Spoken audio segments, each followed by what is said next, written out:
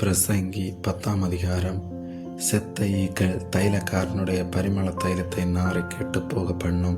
ஞானத்திலும் கனத்திலும் பெயர் பெற்றவனை சொற்ப மதியினமும் அப்படியே செய்யும்.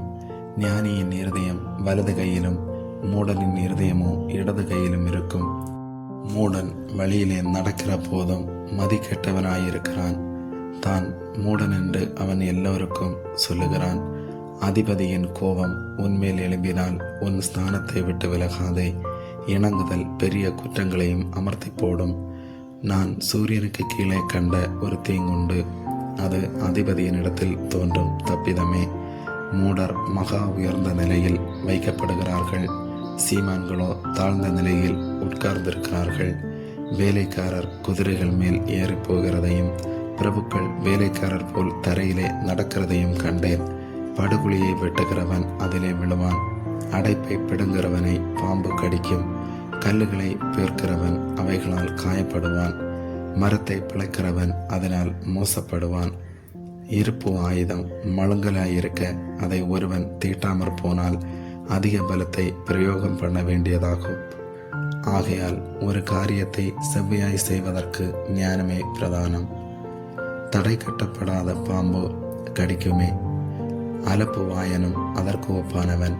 ஞானியனுடைய வாய்மொழிகள் தயவுள்ளவைகள். மூடனுடைய உதடுகளோ அவனையே விளங்கும். அவன் வாய்மொழிகள் துவக்கம் மதியினமும் அவன் வாக்கின் முடிவு கொடிய பைத்தியமுமாம். மூடன் மிகுதியாய் பேசுகிறான்.